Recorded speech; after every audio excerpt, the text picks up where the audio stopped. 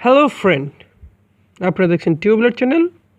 এই পর্বে আমরা দেখব কিভাবে প্লে স্টোর থেকে ইনস্টল করা অ্যাপ আমরা আমাদের মোবাইল মেমোরিতে অথবা এসডি কার্ডে সেভ করতে পারি। আমরা প্রায় সময় প্লে স্টোর থেকে অ্যাপস ইনস্টল করি এবং আবার যখন আমরা সেই অ্যাপটি আনইনস্টল করে ফেলি তখন সেটা আবার প্লে স্টোর থেকে এমবি খরচ করে ইনস্টল করতে হয়। খুব ভালো হতো যদি এই অ্যাপসটি আমরা মোবাইল মেমোরিতে অথবা এসডি কার্ডে সংরক্ষণ করে রাখতে পারতাম। সেই নিয়ে আমার আজকের এই ভিডিও। তো কথা না বাড়িয়ে আমি আমার মূল ভিডিওতে চলে যাই।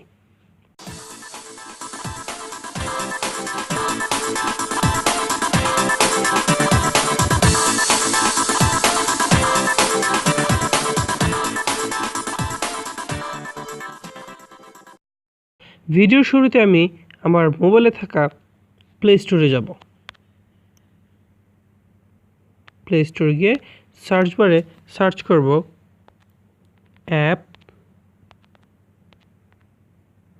Backup and restore.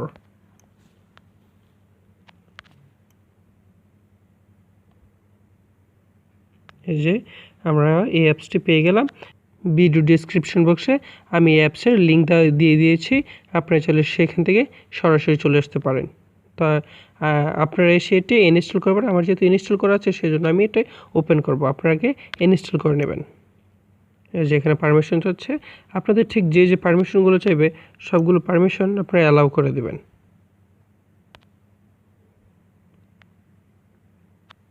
Got it. এই যে তারপর আপনি ঠিক কোন কোন অ্যাপসগুলো আপনি এখন ফোন মেমোরিতে নিতে চান। তো আমি কিছুক্ষণ আগে একটি অ্যাপস ইনস্টল করেছি, সেগুলো আমি আমার ফোন মেমোরিতে নিতে চাচ্ছি।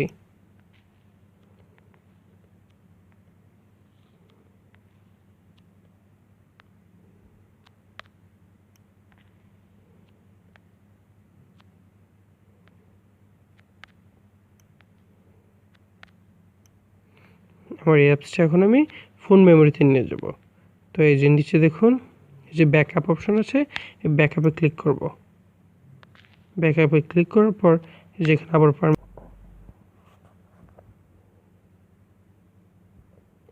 এই যে দেখুন আমাদের এই অ্যাপসটি এখন ফোন মেমোরিতে চলে গেছে। তো আমরা এখন আমাদের মোবাইলের ফাইল ম্যানেজার যাব। ফাইল ম্যানেজার আসার পর এই যে ডিভাইস স্টোরেজে আসার পর এই যে দেখুন মোবাইল ইউজার্স অ্যাপ ব্যাকআপ।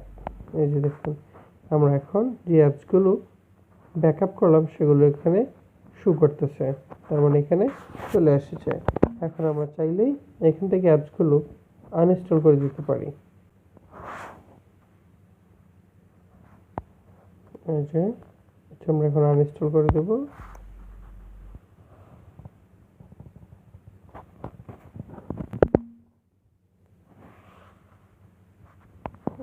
আমরা আনইনস্টল করে দিয়েছি।